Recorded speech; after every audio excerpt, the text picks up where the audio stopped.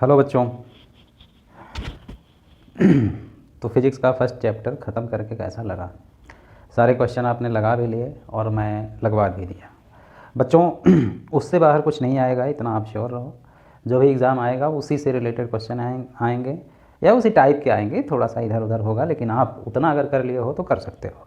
बाकी जैसा कि मैंने आपको पहले भी बताया है कि आपको एक कंपटीशन की बुक रखनी पड़ेगी, और एक कंपटीशन की बुक रखेंगे तो उसके पीछे क्वेश्चन दिए रहते हैं, उन क्वेश्चन को भी आप लगा लोगे। वहाँ पे भी जो प्रॉब्लम्स होता है वो होता है, आपको समझ में नहीं आता तो आप मुझसे पूछ सकते हैं इनडायरेक्टली कमेंट करके या जैसे भी। ओके, ठीक है बच्चों। अब मैं अगला चैप्टर शुरू करूँगा, और अगला चैप्टर जो एनसीईआरटी की बुक में है वो क्या है? मोशन इन स्ट्रेट लाइन या मोशन इन वन डायमेंशन। ये नेक्स्ट चैप्टर है जिसमें ये सब आ जाएगा, वेलोसिटी, डिस्प्लेसमेंट और वो सारी चीज़ें। लेकिन उसके बाद उसमें जो थर्ड चैप्टर है वो है मोशन इन प्लेन। तो मोशन इन प्लेन में वेक्टर आता है। तो बच्चों मैं चाहता हूँ कि वेक्टर का कॉन्सेप्ट आपका पहले मैं क्लियर कर दूँ, उसके बाद फिर मोशन और वो सब स्टार्ट करेंगे तो आपको फिर सब समझ में ईजिली आएगा, फिर कोई प्रॉब्लम नहीं होगा। तो ये आप समझ लो कि फिज़िक्स का सबसे इम्पॉर्टेंट पार्ट था। फिज़िक्स पढ़ने के लिए सबसे इम्पॉर्टेंट ज़रूरी क्या था? एक तो मैथ, दूसरा चीज़ है फर्स्ट चैप्टर बहुत इम्पॉर्टेंट, डायमेंशन, यूनिट, मेजरमेंट, वो सब कैसे लेते हैं, और तीसरा जो है वेक्टर है। ये तीन चीज़ें अगर आप समझ गए तो उसके बाद समझ लो आपकी फिज़िक्स हो गया, फिर कुछ बचा ही नहीं। ओके बच्चों, तो हम आज शुरू करेंगे वेक्टर। आपको वेक्टर, जैसा कि मैंने शुरू में बताया कि फिजिकल क्वांटिटीज़ जो भी होती हैं, जो भी फिजिकल क्वांटिटीज़ होती हैं, चाहे कुछ भी हो, फिजिकल क्वांटिटीज़ वो सब होती हैं जिनको आप मेज़र कर सकते हो, जिनको आप मेज़र कर सकते हो। ठीक है, तो जिनको आप मेज़र कर सकते हो उनको फिजिकल क्वांटिटीज़ बोलते हैं। तो फिजिकल क्वांटिटीज़ जो होती हैं दो तरह की होती हैं, दो तरह की होती हैं फिजिकल क्वांटिटीज़। मैं शॉर्ट में लिख रहा हूँ, ये दो तरह की होती हैं। एक होती हैं वेक्टर और एक होती हैं स्केलर। वेक्टर का मतलब होता है all physical quantities having magnitude with direction, जिसमें एक मैग्नीट्यूड, जैसा कि मैंने बताया था, कोई भी चीज़ मेजर करता है 2 किलोमीटर, तो 2 क्या है? मैग्नीट्यूड है। मैग्नीट्यूड मतलब उसमें जो न्यूमेरिक वैल्यू है, जो वैल्यू है, तो उसमें क्या होगा? मैग्नीट्यूड। ठीक है, और इंटू यूनिट होता है। मैंने पहले चैप्टर में बताया था एन होता है और यू होता है। तो एन क्या है? मैग्नीट्यूड है, और यूनिट क्या है? यूनिट है। ठीक, इसी चीज़ से बने होते हैं वेक्टर। जो भी वेक्टर क्वांटिटीज होती है मैग्नीट्यूड और डायरेक्शन से बनी होते हैं वो। तो यहाँ पे स्केलर में भी सेम रहता है, मैग्नीट्यूड रहेगा, ये रहेगा और ये रहेगा। लेकिन डिफरेंस क्या है दोनों में? यहाँ जो यूनिट होता है बेटा, जो यूनिट होता है इसमें डायरेक्शन रहेगा, इसमें डायरेक्शन रहेगा, मतलब दिशा का उसमें मेंशन रहेगा, डायरेक्शन मेंशन रहेगा। ठीक है, और इसमें क्या है कि डायरेक्शन से कोई मतलब नहीं रहेगा। तो इसको हम ये भी लिख सकते हैं, वेक्टर में क्या लिख सकते हैं? Vector is equal to unit तो रहेगा ही रहेगा। जैसे कोई कहे डिस्प्लेसमेंट है, displacement S is equal to 5 metre. ठीक है, 5 मीटर, तो 5 क्या है? 5 मैग्नीट्यूड हो गया और मीटर यूनिट हो गया। तो ये मीटर क्या है? डिस्टेंस है ना। कोई गया, कोई बॉडी या कोई चीज़ डिस्प्लेस हो रही है एक जगह से दूसरी जगह, तो 5 मीटर डिस्प्लेस हुआ, तो उसका एक डायरेक्शन होगा, आपको बताना पड़ेगा कि कहाँ गया, किधर गया। ठीक है, तो ये डायरेक्शन है। तो मैं इसको यह भी लिख सकते हैं कि magnitude into direction, magnitude into. तो वेक्टर किसके बने होते हैं? Magnitude into direction. डायरेक्शन का मतलब ये नहीं, इस डायरेक्शन का मतलब ये नहीं है कि नॉर्थ, किसी का मैग्नीट्यूड, किसी का डिस्प्लेसमेंट, अगर किसी पर 5 न्यूटन फोर्स लग रहा है तो 5 न्यूटन ना लिख के 5 इंटू वेस्ट लिख दोगे, 5 इंटू वेस्ट। डायरेक्शन उसमें है, उस यूनिट में, इस यूनिट में डायरेक्शन है, इसलिए उसको हम खाली डायरेक्शन लिख देते हैं। आएगा तो यूनिट ही, कोई भी चीज़ लिखोगे तो उसमें उसकी इकाई क्या है, कैसे नापते हैं, वही बोलोगे। अब फोर्स को तो न्यूटन में ही बोलोगे, डिस्प्लेसमेंट को मीटर में बोलोगे, ठीक है। एक्सेलेरेशन को न्यूटन मीटर पर सेकंड स्क्वायर ही बोलोगे, वेलोसिटी को मीटर पर सेकंड बोलोगे, तो वो वहीं रहेंगे। लेकिन मीटर पर सेकंड स्क्वायर ये जो भी हैं उसमें ऑलरेडी डायरेक्शन है, ये हम मानते हैं, ठीक है। तो वेक्टर किसका बना होगा, magnitude and direction, magnitude into direction, ये आपको समझ में आ गया। और वेक्टर क्वांटिटी, फिजिकल क्वांटिटी ढेर सारी हैं। अब कोई को बोल दिया कि 10 kg हो गया, तो उसमें डायरेक्शन से कोई मतलब है क्या?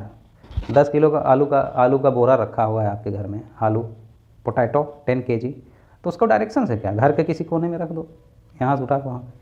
लेकिन अगर कोई बोले आपके कमरे की लंबाई 10 फीट है, 10 फीट, तो भैया 10 फीट क्या, कुछ तो होगा, लंबाई इधर से उधर, ये लंबाई है कि ये चौड़ाई है, कौन सा है, ठीक है। तो उसमें डायरेक्शन आएगा। मैं आज 5 किलोमीटर गया, ठीक है, 5 किलोमीटर गया, लेकिन किसी को अगर बताना हुआ कि मैं 5 किलोमीटर, ठीक है, तो इसमें अपने आप में एक ऑटोमेटिकली उसमें एक डायरेक्शन का मेंशन हो जाता है।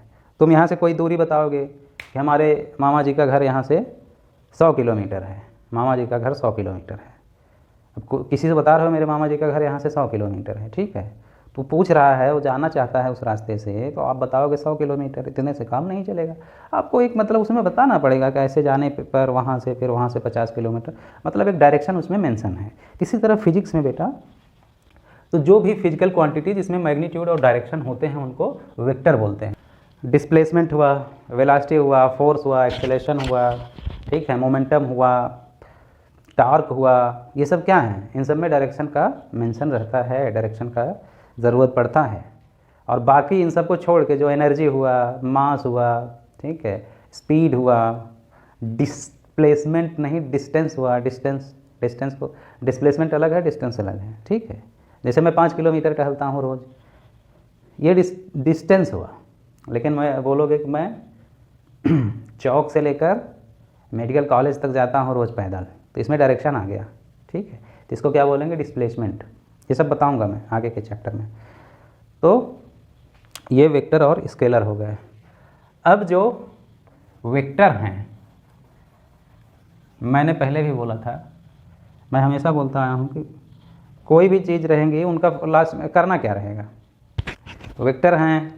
अब 2 वेक्टर को जोड़ोगे तो इनको 4 ही चीज़ें होती हैं पूरे उसमें, या तो एडिशन करते हैं, सब्सट्रैक्शन करते हैं, मल्टीप्लिकेशन करते हैं, डिवीजन करते हैं, 4 ही चीज़ें। तो वेक्टर जो क्वांटिटीज़ हैं, वेक्टर क्वांटिटीज़ हैं, उनको कैसे ऐड करेंगे, कैसे सब्सट्रैक्ट करेंगे। तो पहले एडिशन एंड सब्सट्रैक्शन, ठीक है।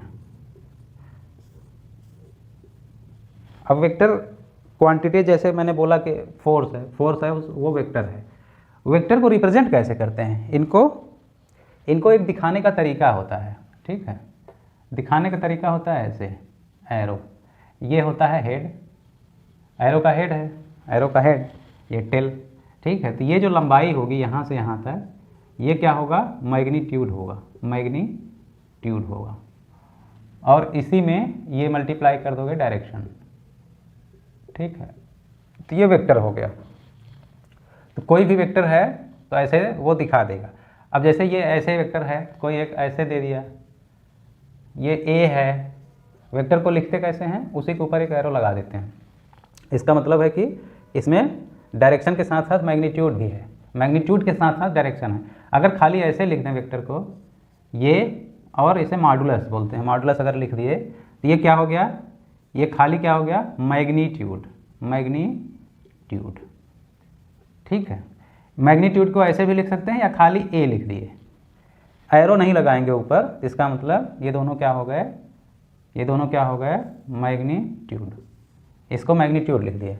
और ये जो है, ये अगर ऐसे है तो इसमें दोनों हो, मैग्नीट्यूड इनटू डायरेक्शन, दोनों है। तो ये वेक्टर किसी भी तरह के हो सकते हैं। टाइप अगर देखा जाए, टाइप, अब जैसे कोई बोले 2 वेक्टर हैं ऐसे और ऐसे, ठीक है, ये डायरेक्शन ही तो बता रहा है। तो ये कैसे हुए, पैरेलल हुए, पैरेलल डायरेक्शन में है। ठीक है। अगर एक ऐसे हुआ एक ऐसे हुआ तो ये क्या हुआ है, एंटी पैरेलल हुए, ठीक है। इसी तरह आपके एक ही प्लेन में, जैसे एक्स वाई प्लेन में ही है वेक्टर, एंगल कुछ भी हो लेकिन प्लेन एक है तो उनको को प्लेनर वेक्टर बोलते हैं, ठीक है। एक ही पॉइंट से जा रहे हैं, एक पॉइंट से निकल रहे हैं तो उनको को लीनियर बोलते हैं। और वेक्टर जिसका एक यूनिट वेक्टर होता है, यूनिट वेक्टर, यूनिट वेक्टर क्या है, जिसका मैग्नीट्यूड क्या हो, मैग्नीट्यूड क्या हो, मैग्नीट्यूड एक हो, मतलब वो नंबर जो न्यूमेरिकल वैल्यू हो एक हो, और उसमें एक डायरेक्शन रहेगा, डायरेक्शन तो रहेगा ही, वेक्टर है तो मैग्नीट्यूड 1 है और डायरेक्शन है। तो उसको कैसे रिप्रेजेंट करते हैं यूनिट वेक्टर को, जैसे ए था तो ए के ऊपर एक ऐसे हल्का सा कैप लगा देते हैं, तो ये क्या हो गया, यूनिट वेक्टर, ये क्या हो गया, यूनिट वेक्टर, ठीक है। तो डायरेक्शन के हिसाब से हम इसमें, अब जैसे एक्स डायरेक्शन में है, जो हम 3 कोऑर्डिनेट लेते हैं एक्स वाई जेड, ग्राफ में मैं बताया था, तो क्या लेते हैं बेटा, इधर x लेते हैं, इधर y लेते हैं, और इधर ये बाहर की तरफ है, ये बाहर की तरफ, इसको z लेते हैं। इसके डायरेक्शन में अगर यूनिट लिखना हुआ, यूनिट वेक्टर, तो i लिखते हैं, i कैप। इसके डायरेक्शन में लिखना हुआ तो j कैप, और इसके डायरेक्शन में लिखना हुआ तो k कैप। एक कैप लगा देते हैं तो वो क्या हो जाता है, यूनिट वेक्टर, ठीक है। तो यूनिट वेक्टर मतलब मैग्नीट्यूड उसका 1 है। अब जैसे कोई कहे यूनिट फोर्स लग रहा है एक बॉडी पे, यूनिट फोर्स लग रहा है, तो यूनिट फोर्स का मतलब कितना लग रहा होगा, 1 न्यूटन का फोर्स लग रहा होगा। डायरेक्शन तो है ही उसमें, लेकिन मैग्नीट्यूड क्या है, 1 है। तो ये आपको टाइप, अलग अलग टाइप पता चल गए, को प्लानर क्या है, कोलिनियर क्या है। नल वेक्टर क्या होता है, एक नल वेक्टर होता है, नल वेक्टर बोलते हैं, या इसी को जीरो वेक्टर बोलते हैं, जीरो वेक्टर। इसमें मैग्नीट्यूड क्या होगा, मैग्नीट्यूड क्या हो जाएगा रे, 0 हो जाएगा, मैग्नीट्यूड 0 रहेगा, ठीक है। तो उसको नल वेक्टर कहेंगे। अब इनको जोड़ना, और एक तो कैसे शो करते हैं, मैग्नीट्यूड को कैसे शो करते हैं, और यूनिट वेक्टर को कैसे रिप्रेजेंट करते हैं, अलग अलग टाइप वेक्टर के क्या होगा। अब मेन चीज़ है उनको ऐड और सब्सट्रैक्ट कैसे करेंगे। जैसे बाकी चीज़ों को मैथ में 2 + 2 करोगे 4 आता है, तो क्या vector a plus vector a जोड़ोगे तो 2 आएगा, या vector a plus vector b जोड़ोगे तो क्या आएगा, ये इम्पॉर्टेंट है। अब यहाँ से आप समझो, अब कोई बोले कि बॉडी है, इस पर जो है एक a लगा रहा है, 2 न्यूटन का फोर्स लगा रहा है, और एक और लगा रहा है b, ये भी लगा रहा है 4 न्यूटन का फोर्स। इस पर नेट फोर्स क्या होगा, तो आप यही बताओगे, 4 + 2 नेट फोर्स क्या होगा, F नेट क्या होगा रे, a + b, तो क्या हो जाएगा 2 + 4 × 8 न्यूटन। ये तो हो गया, इस तरह का वेक्टर है, इस तरह के 2 फिजिकल क्वांटिटी हैं तो प्रॉब्लम नहीं है। अब यही देखो, ऐसे कर दे, अब इसको ऐसे कर दे, इधर 2 न्यूटन फोर्स लग रहा है। अब दूसरा बोल रहा है कि इधर भी तो आप एक बार निकाल लोगे, ऐसे बोले, ऐसे, ठीक है। ये थीटा एंगल है, यहाँ a है, इस पर b लग रहा है, ठीक है। अब बताओ, अब इस पर नेट फोर्स कितना लगेगा। अब क्या करोगे, ये 4 न्यूटन है। अब यहाँ पे तुम नेट बताओगे, F = a + b, क्या हो जाएगा 2 + 4 = 6। 6 लग तो रहा है, पहले वाले में 6 लग रहा था, लेकिन किधर लग रहा था, इधर। अब यहाँ पे 6 तो बता ही नहीं सकते, क्योंकि 2 इधर लग रहा है, 4 उधर लग रहा है, तो 2 और 4 सीधे सीधे जोड़ नहीं सकते। और मान लो जोड़ भी दिए, एक 6 बोल भी दिए कि 6 न्यूटन लग रहा है, टोटल फोर्स इस पर 6 न्यूटन लग रहा है, तो किधर लग रहा है भाई, इधर लग रहा है, उधर लग रहा है, किधर लग रहा है। अगर ये बॉडी मूव करेगी तो किधर मूव करेगी, किधर जाएगी, इधर जाएगी, उधर जाएगी, कहीं और जाएगी। तो इस तरह के वेक्टर को, इस तरह के वेक्टर क्वांटिटीज या फिजिकल क्वांटिटीज को जोड़ने के लिए या घटाने के लिए जो हम रूल बताते हैं, उनको वेक्टर एडिशन रूल बोलते हैं। तो इसको अब निकालना हुआ तो क्या करोगे, दोनों के बीच एंगल थीटा दिया है, इसके लिए 2 तरीके होते हैं बेटा। ये आप समझ जाओ तो फिर आपका काम आसान हो जाएगा। इसके लिए दो तरीके होते हैं, एक होता है triangle law, triangle law, triangle law. इसमें क्या है ना कि जब भी वेक्टरों को जोड़ना हुआ, अब जैसे मैंने बताया कि एक वेक्टर ये था, ये वेक्टर एक था, ठीक है, जो 2 न्यूटन फोर्स लग रहा था। अब दूसरा वेक्टर बोल रहा था कैसे लग रहा था, 4 न्यूटन, बी वेक्टर बी, ठीक है। ये 2 न्यूटन है, 4 न्यूटन, दोनों के बीच का एंगल जो है, दोनों के बीच का एंगल कितना दिया था, थीटा। तो जोड़ने के लिए हम क्या करते हैं कि एक वेक्टर के हेड को, जैसे पहले वेक्टर में बी जोड़ना है तो ये बी को उठा के इस पे रख दोगे ऐसे, ध्यान रहे कि डायरेक्शन वहीं रखोगे, इसका डायरेक्शन वहीं रखो, ऐसे है तो इसको उठा के इसके हेड पर रख दिए, पहले के हेड पर रख दिए, पहले के हेड पर दूसरे के टेल को रख दिए, ठीक है। अब क्या करोगे कि पहले के टेल से लास्ट के हेड को मिला दोगे और इधर की तरफ एरो लगा दोगे। ये जो होगा ये वेक्टर आर हो जाएगा, जो कि इनका रिजल्टेंट हो जाएगा ए प्लस बी, यही ये रिजल्टेंट वेक्टर होगा, ठीक है।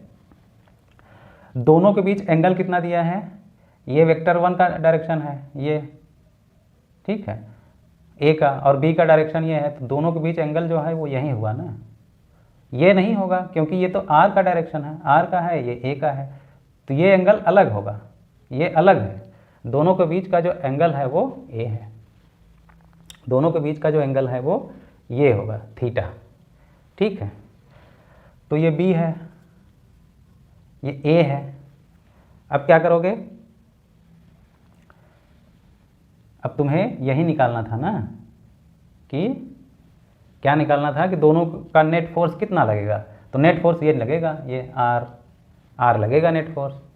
अब तुम या तो स्केल लेकर नाप लो, इसको निकालोगे तो क्या करोगे, स्केल ले लो, जो सेंटीमीटर स्केल है या इंच टेप है उससे ये नापोगे, फिर ये नापोगे, इस तरह का जो मिला के इसको एरो तो यहाँ मिला दिए उसी एंगल पे, तो ये नाप लोगे, जितनी दूरी आएगी वहीं उसका रिजल्टेंट होगा, और डायरेक्शन क्या होगा, इधर से अल्फा डायरेक्शन। और अगर इंच टेप से नहीं नापोगे तो फिर कैसे नाप सकते हो, इसके 2 तरीके हैं, इसके क्या हैं, 2 तरीके हैं। इसको मैं थोड़ा और ऊंचा कर दूं तो देखने में जो है ऐसे रहेगा, ठीक है, तो थोड़ा साफ दिखेगा, आपको साफ दिखेगा।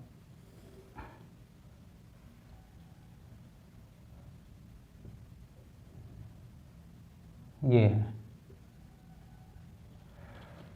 ठीक है, तो ये थीटा का एंगल है इधर। अब क्या करो कि ये वेक्टर जो है, इसका लाइन जो जिस डायरेक्शन में आ रहा है उसको आगे ले गए, और यहाँ से एक ऐसे लाइन लाते हुए परपेंडिकुलरली इस पर टच करा दो, ठीक है। अब मान लो ये पॉइंट हो गया P, ये हो गया Q, ये हो गया R, P Q N ले लें, N, ये क्या हो गया N, O मान लो इसको O, P, ये Q हो गया Q, ठीक है। तो ये वेक्टर A हो गया, V हो गया, ये R हो गया, ये तो R है ही, A प्लस B। बेटा अब ये थीटा, आप यहाँ से देखो OPQ, OPQ कैसा ट्रायंगल है, राइट एंगल ट्रायंगल है, राइट एंगल ट्रायंगल है, राइट एंगल ट्रायंगल है, राइट एंगल ट्रायंगल है। तो पाइथागोरस थ्योरम में मैंने बताया है ये डिस्टेंस क्या होगा, और ये अगर इसको n ले लें तो ये भी NPQ, ये भी क्या होगा, ये भी एक राइट एंगल ट्रायंगल है, क्योंकि ये एंगल क्या बन रहा है, ये कोण जो बन रहा है वो क्या है, 90 है। तो चाहे NQP बोलें या OQP, दोनों राइट एंगल ट्रायंगल हैं, ठीक है। तो हम अभी ये डिस्टेंस अगर पता कर लें यहाँ से इतना, तो ये कितना होगा, तो इस ट्रायंगल की बात करें NPQ, इसमें ये एंगल और ये एंगल है, तो ये डिस्टेंस निकालना हुआ तो ये बेस हुआ ना, ये बेस हुआ, ये परपेंडिकुलर हुआ, तो बेस ये हमको निकालना, ये परपेंडिकुलर हुआ, और ये B है, ये दूसरा वेक्टर है B है, वो है। तो हम इसकी बात करें तो ये क्या हो जाएगा, ये यहाँ पे क्या हो जाएगा, कॉस थीटा करोगे, cos theta is equal to ठीक है, क्या हो जाएगा, ये मान लो x था, x डिवाइडेड बाय ये b है, ठीक है। तो x क्या हो गया, cos, ये क्या हो गया b cos थीटा।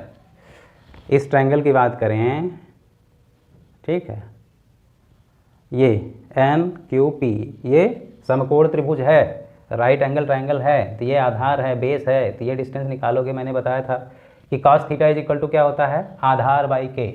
मैंने क्या बोला था, LAL बाई के ए लाल बटे टाका, ठीक है। तो आधार बटा कर्ण, तो आधार बेस ये हुआ और ये हुआ, तो बेस इज इक्वल टू क्या करोगे, तो b cos थीटा। तो ये डिस्टेंस क्या हो गया, b cos थीटा, ठीक है। तो बेटा अब ये b cos थीटा, अभी हम मैग्नीट्यूड की ही बात कर रहे हैं, ये a है, ये b है और ये b cos थीटा है। तो ये डिस्टेंस कोई निकाल सकता है क्या, ये इसके लिए क्या लिखोगे, साइन थीटा। तो इसके लिए निकालोगे तो sine theta is equal to, अब इसके लिए L बाई के, इसका L ये होगा, तो वो मान लो y था, y बाई के तो वही है b, ठीक है। तो y इज इक्वल टू क्या हुआ, b साइन थीटा। तो इसको क्या लिख दें, b साइन थीटा, ये b साइन थीटा हुआ। तो ये यहाँ से यहाँ तक का टोटल डिस्टेंस क्या हो गया, a plus b sine theta, और ये क्या हो गया, b साइन थीटा।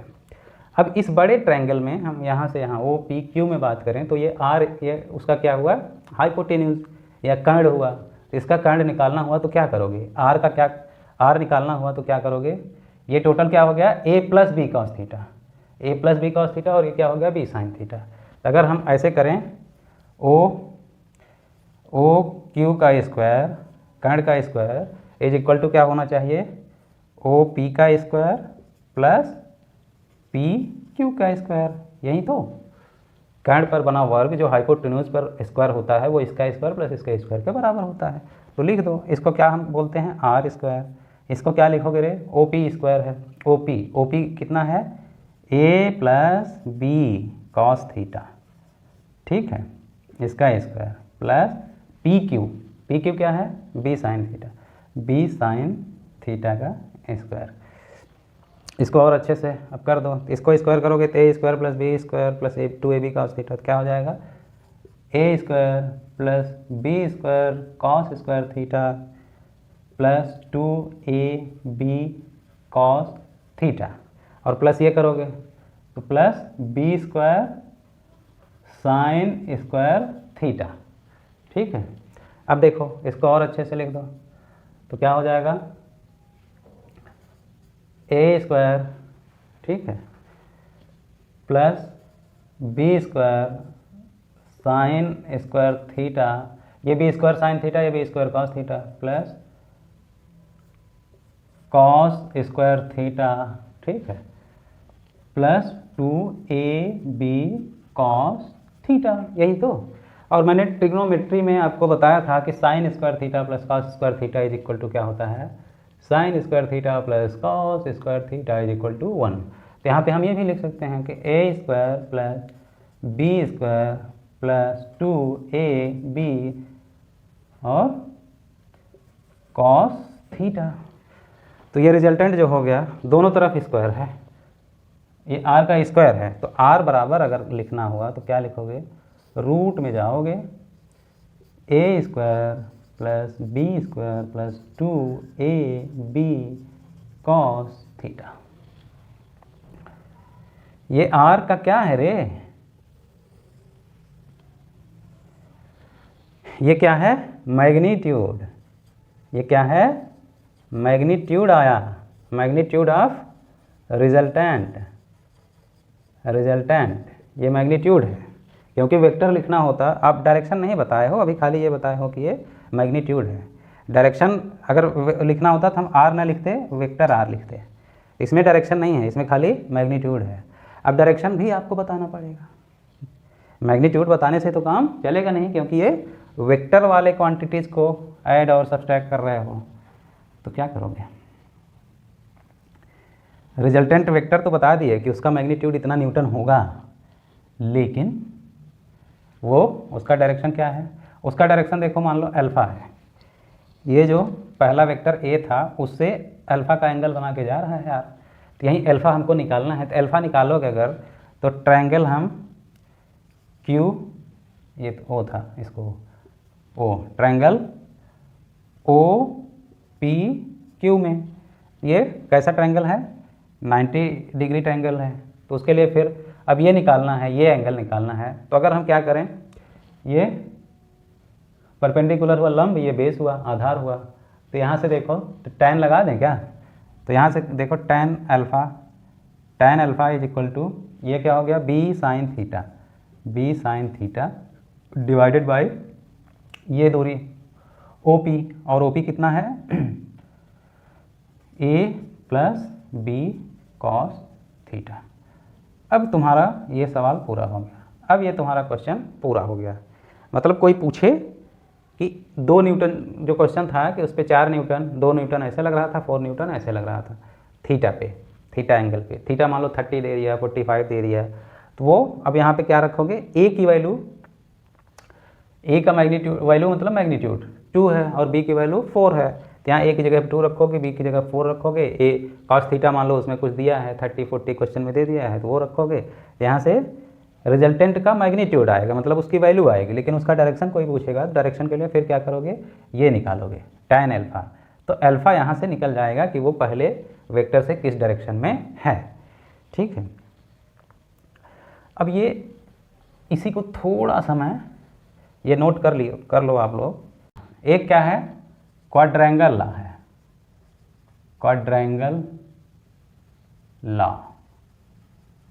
इसमें क्या है, मैंने क्या बोला था, ये वेक्टर ये है, ये वेक्टर ये है, ठीक है, और एक वेक्टर ये था बी था, यही तो, इनको और थीटा के उस पर, तो इसमें क्या करोगे कि एक ही पॉइंट से दोनों वेक्टर को ड्रा कर दो। तो ये ए है, इसी पॉइंट से बी को भी ड्रा कर दिए।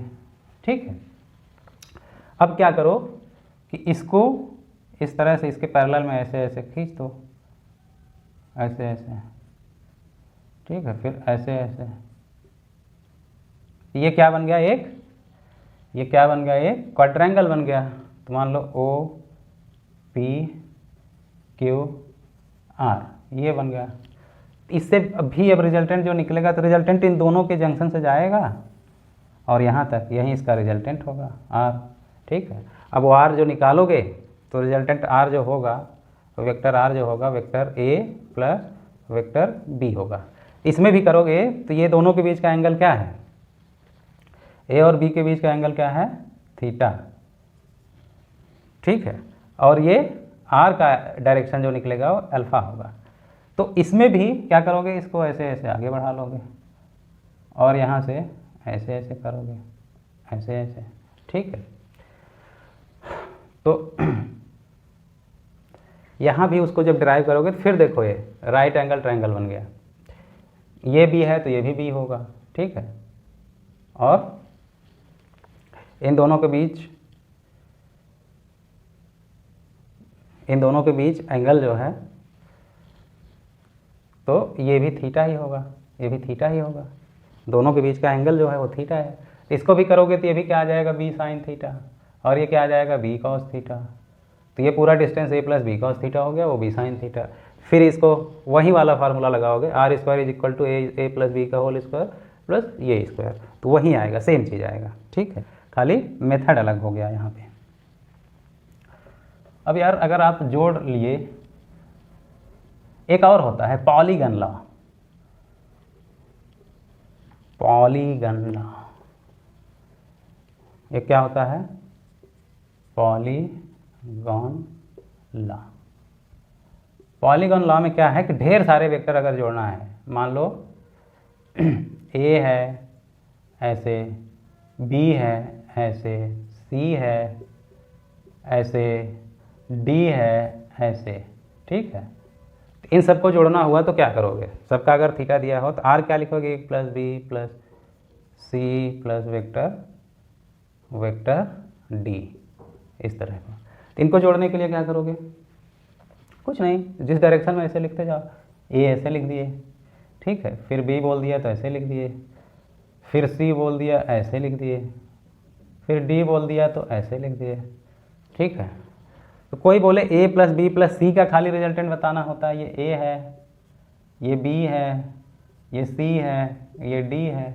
a प्लस बी का खाली बताना होता तो क्या हो जाता, इसको मिला देते, तो ये क्या हो जाता, a प्लस बी का रिजल्टेंट। अगर a प्लस बी प्लस सी का कोई पूछे तो क्या हो जाएगा, ये हो जाएगा a plus B plus C, ठीक है। और कोई पूछे a plus B plus C plus D, इसका बताओ, तो ये हो जाता a plus B plus C plus D. तो मतलब जो पॉलीगॉन को बहुभुजी जो मल्टीपल वो बनेंगे उनको जो क्लोज करेगा वही उसका रिजल्टेंट होगा। इन सब पे मैं क्वेश्चन करवाऊंगा आपको, लेकिन अभी फ़िलहाल इतना समझ लो। तो इनको जो क्लोज करेगा वो क्या होगा, पॉलीगॉन होगा, वो उसका रिजल्टेंट होगा जहाँ से बंद होगा। तो 2 का है, 3 का है, जो भी है, तो ये हम आप निकाल सकते हैं, ये निकाल सकते हैं। यहाँ पे सब एंगल वगैरह दिया रहेगा कि कितने एंगल पे है, तो लेकिन फार्मूला वही है जो मैंने पहले बता दिया था रिजल्टेंट निकालने का, r is equal to under root A square plus B square plus 2ab cos theta. अब उसमें खाली एक माइनस वाला समझ लो। अब ऐसे कोई बोल दे कि ये वेक्टर a है, ठीक है, ये b है, ठीक, दोनों के बीच का एंगल थीटा है, और बोल दे कि a माइनस बी बताओ क्या होगा, a minus B, vector a minus vector b क्या होगा। तो a माइनस बी का जिसको माइनस करना है उसको क्या करोगे, एकदम उल्टा खींच दो। ये b है अगर, तो ऐसे अगर b ऊपर की तरफ ऐसे जा रहा है ना, ऐसे उल्टा कर दो, इसका मुंडी नीचे कर दो और टेल ऊपर कर दो, तो ये क्या हो जाएगा, ये माइनस बी हो जाएगा। यही तो a माइनस बी हो गया। तो इसको क्या कह सकते हो, a प्लस मतलब माइनस बी, b का डायरेक्शन उल्टा कर दिए तो माइनस बी है, a माइनस बी का मतलब a में b को ही ऐड कर रहे हैं, लेकिन खाली क्या किए, उल्टा कर दिए, ठीक है। अब देखो, तो ये a है और b को अभी क्या कर दिए, ऐसे कर दिए, ठीक है, माइनस कर दिए b को उल्टे डायरेक्शन में कर दिए, ये हो गया, ये माइनस बी हो गया, माइनस बी। अब इसका रिजल्टेंट कैसे निकालोगे, पहले का जो है हेड उस पर मिला दो जो लास्ट में आया है, तो यही r होगा, ये क्या हुआ r, रिजल्टेंट r। अब क्या है, इसको निकालना हुआ तो दोनों के बीच एंगल कितना दिया था, ये b पहले किधर था, इधर था ना, b ऐसे था, तो ये एंगल थीटा दिया था। अभी b इधर आ गया, अभी ये इधर है और ये b इधर आ गया, तो इन दोनों के बीच अभी एंगल कितना हो गया, ये टोटल यहाँ से यहाँ तक स्ट्रेट लाइन है, टोटल एंगल 180 हुआ। तो 180 में से थीटा माइनस कर दोगे तो ये क्या बचेगा, 180 माइनस थीटा। ये अभी नया दोनों वेक्टर के बीच का एंगल क्या हो गया, जो थीटा डैश है अभी वो क्या हो गया, 180 माइनस थीटा, ठीक है। तो आप अब ये r अगर निकालना है, r की वैल्यू निकालनी है, मैग्नीट्यूड निकालना है, तो आप तो एक फार्मूला रख सकते हो, जैसा मैंने बताया था कि r square is equal to A square plus B square plus 2ab cos theta, यही तो। लेकिन अभी थीटा यहाँ पे क्या है, थीटा डैश हो गया है, दोनों के बीच का एंगल अभी क्या हो गया है, 180 माइनस थीटा। तो यहाँ पे क्या लिखोगे, यहाँ पे लिख दोगे 2ab cos थीटा डैश की, थीटा की जगह क्या लिख दोगे, अभी दोनों के बीच का एंगल नया क्या हो गया है, 180 माइनस थीटा। अब यार मैंने आपको पहले बताया है, ट्रिग्नोमेट्री अभी ख़त्म किया है कि साइन हो, साइन 180 प्लस माइनस थीटा, या कॉस हो 180 प्लस माइनस थीटा, तो क्या हो जाता है, रहता तो वही है, कॉस का कॉस ही रहेगा, साइन का साइन रहेगा, लेकिन इसका चिन्ह बदलेगा। अब देखो ये किस क्वाड्रेंट में पड़ रहा है, कॉस वाला 180 पहला दूसरा तीसरे में नीचे पड़ रहा है, लेकिन इसमें से क्या है, ये माइनस है, 180 माइनस, यानी कि ये सेकंड क्वाड्रेंट, थर्ड क्वाड्रेंट में नहीं आएगा, सेकंड क्वाड्रेंट में आएगा। सेकंड क्वाड्रेंट में आने का मतलब वहाँ पे खाली साइन की वैल्यू पॉजिटिव होती है, बाकी सब निगेटिव, कॉस का तो निगेटिव रहेगा। तो यहाँ पे इसका मतलब क्या लिख दोगे, माइनस कॉस थीटा। तो यहाँ लिख दो, यहाँ लिख दो, तो क्या हो गया रे, a square plus B square plus 2ab into minus cos theta. और ढंग से लिखोगे तो क्या हो जाएगा, ए square plus B square minus 2ab cos theta. यही तो हो गया आर स्क्वायर था तो आर को करोगे तो ये रूट में आ जाएगा, ये हो गया। अब आप कहोगे कि ऐसे नहीं, हम ऐसे निकालेंगे, वैसे वाला करोगे तो ये अगर थीटा है तो ये भी एंगल थीटा ही होगा। अब यहाँ से एक ऐसे परपेंडिकुलर डाल दोगे, ठीक है। ये O है, ये N है, ये P है, ये Q है, ठीक है। तो क्या करोगे, अब देखो ट्रायंगल क्या क्या बन रहा है, ये ट्रायंगल, ये सब राइट एंगल ट्रायंगल बन रहा है, ये भी राइट एंगल ट्रायंगल है, ये भी राइट एंगल ट्रायंगल है। तो मैं ट्रायंगल NPQ की बात करूं, NPQ, तो NPQ की बात करूं तो ये डिस्टेंस हमें निकालना हो, ये हुआ तो ये क्या हो जाएगा, इस थीटा के लिए ये क्या हुआ, L हुआ, तो ये क्या हो जाएगा L बाई K मतलब ये B is equal to sine theta, तो L is equal to B sine theta. तो ये क्या हो गया, ये B साइन थीटा। अब Pn अगर हमें निकालना हुआ, Pn ये बेस हुआ, तो Pn बराबर क्या होगा, Pn बराबर B कॉस थीटा, ये हुआ, ठीक है। इतना P कॉस थीटा है और टोटल A है, तो ये डिस्टेंस कितना हुआ, खाली इतना क्या हुआ, A minus B cos theta, यही तो हुआ ये डिस्टेंस, ये इतना A minus B cos theta हुआ, टोटल A है और इतना B कॉस थीटा है, B कॉस थीटा, तो इतना क्या हुआ, A minus B cos theta, ठीक है, ये हो गया। अब ट्रायंगल ONQ में हमको ये R निकालना है, तो ये भी एक राइट एंगल ट्रायंगल है, तो R निकालना हुआ तो इसका स्क्वायर प्लस इसका स्क्वायर, तो R करोगे R square is equal to ये स्क्वायर मतलब B square sine square theta plus इसका स्क्वायर क्या है, A माइनस ये पूरा A है, उसमें से ये B कॉस थीटा माइनस करोगे तो ये आएगा, तो A minus B cos theta का होल स्क्वायर।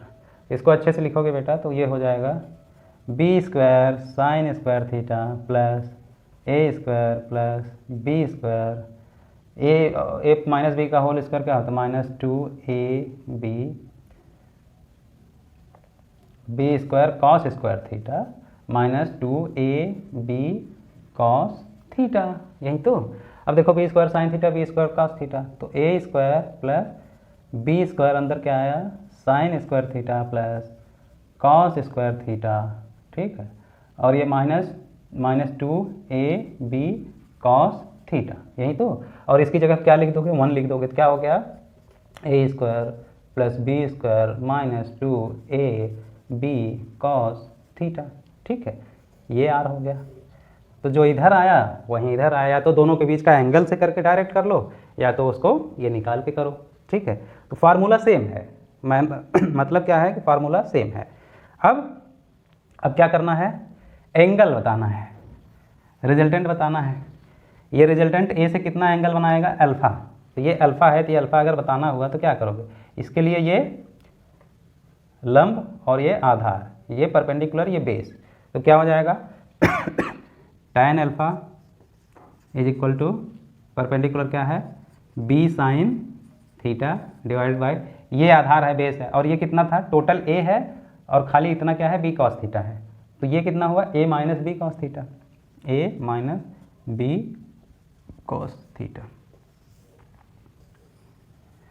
तो वेक्टर को प्लस करो, दो वेक्टर को प्लस करोगे तो ये क्या आ जाता था, A square plus B square plus 2AB cos theta, minus करो तो A square plus B square minus 2AB cos theta, और अगर प्लस करते थे तो दोनों के बीच का जो रिजल्टेंट का एंगल होता था वो tan alpha is equal to B sine theta divided by 1 plus B cos theta होता था, यहाँ B sine theta divided by A minus B cos theta, बस इतना ही है।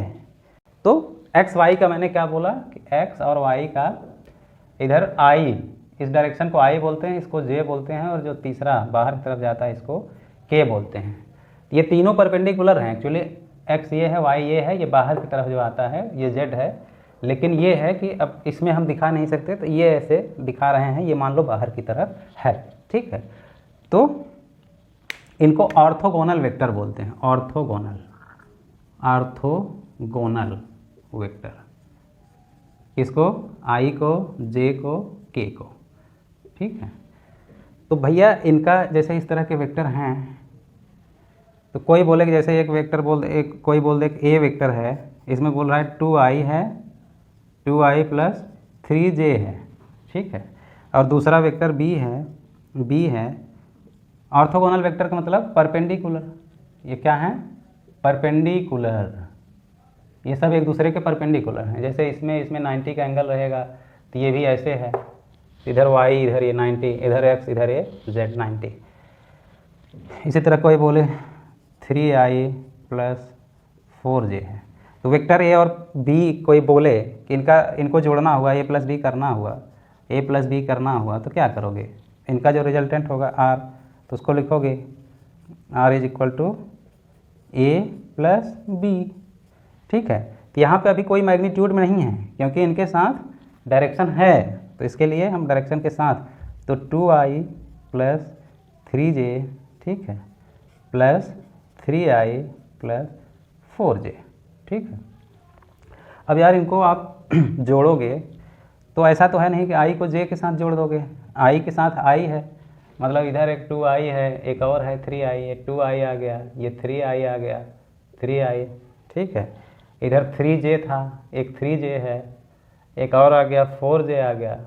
तो जो सेम डायरेक्शन में हैं उनको तो जोड़ ही सकते हो ना, तो जोड़ दोगे तो i को i के साथ तो कितना हो गया 5i, और j को j के साथ प्लस 7j, तो इतना हो गया, ये वेक्टर इतना हो गया।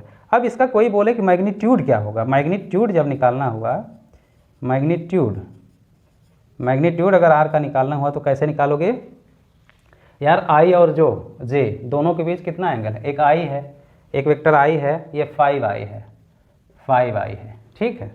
और दूसरा वेक्टर है ऐसे 7j है, 7j है, तो दो वेक्टर के बीच का एंगल कितना हुआ। अब जैसे इसी को हम ऐसे कर दें, रिजल्टेंट ही निकालना हुआ a प्लस बी, तो i तो पहले वेक्टर को उसके टेल हेड पर दूसरे को रख दिए, ये j वाला हो गया 7j, ठीक है, और ये इनका रिजल्टेंट हो गया।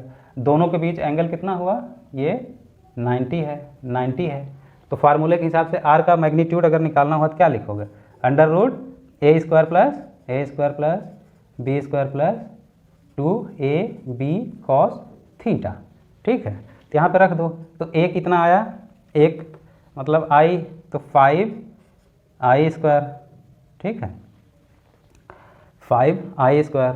अब मैग्नीट्यूड की बात, यहाँ पे ये सब क्या है, a और b क्या है, मैग्नीट्यूड है, तो i थोड़ी लिखोगे, 5 का स्क्वायर प्लस 7 का स्क्वायर प्लस 2a मतलब 5 इंटू b मतलब 7, और cos दोनों के बीच एंगल कितना है 90, तो cos 90 क्या होता है 1 हो जाता है। तो फाइनली क्या आ गया, ये cos 90 0 हो जाता है। फाइनली क्या आ गया, under root 5 square plus 7 square, ठीक है।